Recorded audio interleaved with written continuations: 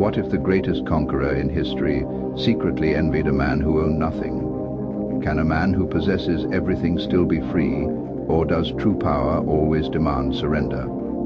There is a moment preserved in the writings of Plutarch that cuts through 2,000 years of myth and marble. Alexander the Great, king, conqueror, living god to some, stands before a man living in a discarded clay jar. The sun beats down on Corinth. Alexander's generals and the entire machinery of empire wait behind him. He has subdued Greece. He is days from invading Persia. He is, by every measure, the most powerful human being alive. He looks down at Diogenes, the cynic, and asks the question only a man who can have anything would ask. "Is there anything I can do for you?" Diogenes, squinting against the light, replies without rising, "Yes, stand aside. You are blocking my sun." The companions laugh. Alexander does not. He stands in silence for a long moment, then turns to his men and says words that still haunt. "If I were not Alexander, I would wish to be Diogenes." That single exchange is not merely anecdote. It is the fracture line running through Alexander's entire existence, the unbearable tension between total dominion and total freedom, between the man who would remake the world and the man who wondered whether the world was worth remaking. This is not the story of Alexander's battles. This is the story of the war inside him. 1. The education of a god. At 13, Alexander was given the greatest mind of the age as his private tutor, Aristotle. In the shaded groves of Mieza, away from the intrigues of the Macedonian court, the boy who would become legend sat at the feet of the philosopher who had studied under Plato. They spoke of ethics, politics, biology, and the nature of the soul. Alexander absorbed it all with frightening intensity, not as a passive student, but as one who saw in these ideas the tools to shape destiny itself. Aristotle gave him two inheritances that would eventually tear him apart. The first was logos cold, disciplined reason, the belief that a man becomes excellent not through blood or birthright, but through the daily, brutal cultivation of virtue. 8. Excellence was not a gift of the gods. It was a habit forged in fire, a relentless pursuit of self-mastery that demanded one examine every impulse, every habit, and every decision under the unflinching light of rationality. Alexander internalized this so deeply that he carried Aristotle's teachings into war, seeking not just victory, but a kind of moral and intellectual perfection on the battlefield. The second inheritance was darker, the conviction that Greeks were inherently superior to all other peoples, that the rest of humanity existed on a lower plane, closer to animals than to civilized men, manage them, rule them, but never truly see them as equals. This Helleноcentric worldview, rooted in Aristotle's own writings and the cultural assumptions of 4th century BCE Greece, provided a philosophical justification for conquest and domination. Alexander took both teachings to heart. Then he spent the rest of his life proving one right and the other catastrophically wrong. He cultivated with superhuman discipline, studying tactics, enduring hardships alongside his men, and pushing the boundaries of human endurance. Yet he ultimately rejected the rigid ethnic hierarchy, embracing a more universal vision of humanity that Aristotle himself might have found unsettling. This internal tension between the disciplined philosopher and the ambitious ruler, between inherited prejudice and lived experience, became the engine of his greatness and the seed of his torment. It forced him to question not only the world order but his own identity, setting the stage for a life defined by profound contradictions. 2. The ache that could not be satisfied. What drove him was not simple ambition. The Greeks had a word for it, pathos, not mere desire, an ache, a divine restlessness, a longing without name that pulls a man toward the horizon even when he stands at the edge of the known world. This was no ordinary hunger for power.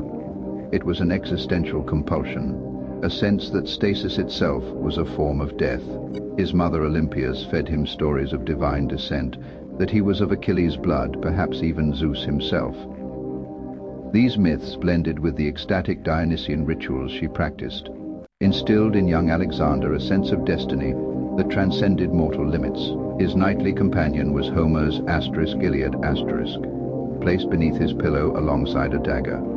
Achilles chose a short, blazing life over a long-forgotten one. Alexander made the same choice before he was even a man, internalizing the heroic code that prized *Cleos*, glory above all. When he crossed into Asia, he did not go as a mere general. He went as a pilgrim. At Troy, he ran to the tomb of Achilles and wept, not for the dead hero, but for the terror that no Homer would sing of him, that his own glory might die with his body. He sacrificed to the shades of the fallen heroes and took Achilles' shield as a talisman, consciously stepping into the archetype of the demigod warrior. This was Alexander's first and most enduring philosophy. Glory is the only immortality available to mortals. Everything else, pleasure, comfort, safety, is illusion. To live without reaching for the absolute is to practice dying while still breathing. Yet this very philosophy created its own prison. The relentless drive for *Cleos*, left no room for contentment or ordinary human joys.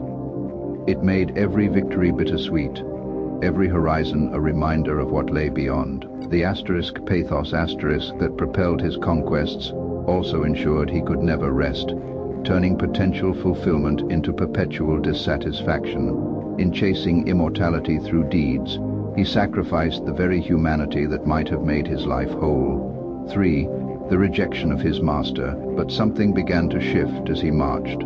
Exposure to the vastness and diversity of the world eroded the certainties of his youth. He saw Persian nobles die with honor, displaying courage and dignity that rivaled any Greek. He met Egyptian priests carrying wisdom older than Greece, astronomical knowledge, architectural genius, and spiritual traditions that challenged Hellenic superiority. He debated Indian gymnosophists, naked philosophers, whose indifference to death and material wealth made his own generals uneasy and highlighted the limits of Greek rationalism. Aristotle had drawn a sharp line between Greek and barbarian. Alexander began erasing it, not out of naive idealism, but through hard-won pragmatism and genuine philosophical evolution. He adopted Persian dress and court customs. He ordered his officers to marry Persian women in mass weddings, such as at Susa. He integrated conquered peoples into his army and administration, training Persians in Macedonian tactics and elevating capable locals to positions of power. At Opis, facing mutinous Macedonian veterans who wanted to go home, he delivered one of the most radical speeches in antiquity. "You are all my kinsmen now."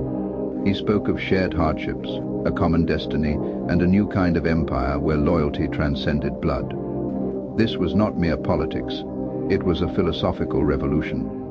Alexander had come to believe in *homonoia*, the possibility of concord between peoples, that human excellence was not the property of one race or culture, but a universal flame that could burn anywhere it was given oxygen. He was trying, however imperfectly, to birth something new, a world without the old boundaries. This fusion of cultures laid the groundwork for the Hellenistic age, spreading Greek language, ideas, and art across the known world while absorbing Eastern influences in return. Yet it also alienated his traditional Macedonian base, creating resentment that simmered beneath the surface of his victories. In rejecting his master's worldview, Alexander demonstrated intellectual courage, but at the cost of isolation from those closest to him. For the abyss stares back. Yet the same man who dreamed of universal brotherhood burned Thebes to the ground in a calculated act of terror, destroyed the magnificent palaces of Persepolis in what sources describe as a night of drunken revelry, possibly incited by the Athenian courtesan Tars, and in a fit of alcohol, fueled rage killed his own friend and savior Clytus with a spear. These were not mere lapses. They were eruptions from the fault lines deep within Alexander's soul. The destruction of Thebes in 335 BCE served as a brutal warning to other Greek cities after a rebellion sparked by false rumors of his death. Thousands were killed, survivors sold into slavery, and the once great city largely razed, an act that showcased both strategic ruthlessness and the lingering influence of Greek grudges against Thebes' past. At Persepolis, the symbolic heart of the Persian Empire, the burning marked the end of the Pan-Hellenic War of Revenge. but also revealed Alexander's vulnerability to wine and impulsive emotion. The killing of Clytus, who had saved his life at the Battle of the Granicus, occurred during a drunken banquet where old resentments boiled over. Clytus criticized Alexander's adoption of Persian ways and credited Philip for his successes. Alexander, in a rage, speared him, then spent days in suicidal grief, only recovering after his men framed the act as justice against treason. When Hephaestion, his closest companion, perhaps his great love, the man he compared to Patroclus, died in Ecbatana in 324 BCE, Alexander's grief became monstrous.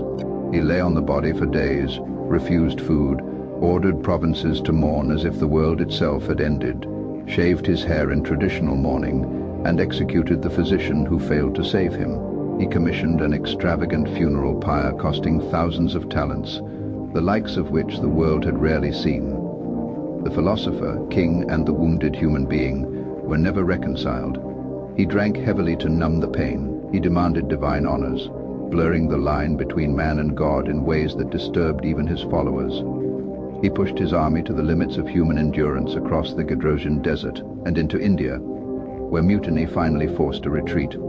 The man who admired Diogenes could never sit still. The man who worshipped Achilles could never accept that even glory cannot shield you from ordinary heartbreak loss, or the void that fame leaves behind. In staring into the abyss of power, conquest, and mortality, the abyss stared back, transforming the idealist into a figure haunted by paranoia, excess, and unresolved inner conflict. These contradictions reveal a profound truth about human nature. Unchecked pathos and unbridled ambition, without self-mastery, erode the very soul they seek to elevate. 5. The final question. At 32, dying in Babylon, possibly from fever, poison, malaria, or simply the accumulated cost of living at full extension, Alexander was asked who should inherit his empire. His answer, according to tradition, to the strongest, or perhaps to the worthiest. The sources disagree. The ambiguity feels appropriate, mirroring the unresolved tensions of his life, because Alexander never fully resolved the contradiction at the center of his life. He wanted to be Achilles and Diogenes. He wanted to conquer the world and transcend it. He wanted godhood and genuine human connection. He wanted universal brotherhood, yet resorted to terror when challenged. He pursued yet succumbed to rage, grief, and excess. He failed at all of it, and in failing, he changed history more profoundly than any pure success could have. The Hellenistic world that followed, the fusion of Greek, Persian, Egyptian, and Eastern thought, became the soil in which Roman law, early Christianity, and eventually the modern world grew. Cities like Alexandria became centers of learning. Greek became the lingua franca of the Mediterranean for centuries. None of it would have happened without Alexander's pathos. That divine discontent that refused to accept the world as it was. His empire fragmented almost immediately after his death, torn apart by the wars of the Diodochi. Yet the cultural seeds he planted endured, proving that the true legacy of a life lies not in perfect control, but in the ripples of transformation left behind. So we return to that moment in Corinth. Alexander standing over Diogenes, two philosophies colliding in the dust. One man owned the world and was still restless. The other owned nothing and was free. Alexander could not choose Diogenes' path, but he carried the question with him until the end. What is a man if even after conquering everything, he still feels the sun is being blocked? And perhaps the most haunting truth is this: the greatest conqueror in history spent his life trying to win something that Diogenes already possessed without moving from his jar. The question is not whether Alexander was great. The question is whether greatness, as he understood it, was ever enough. And 2,000 years later, we are still asking the same thing of our own lives. What are we conquering, and what are we losing in the process?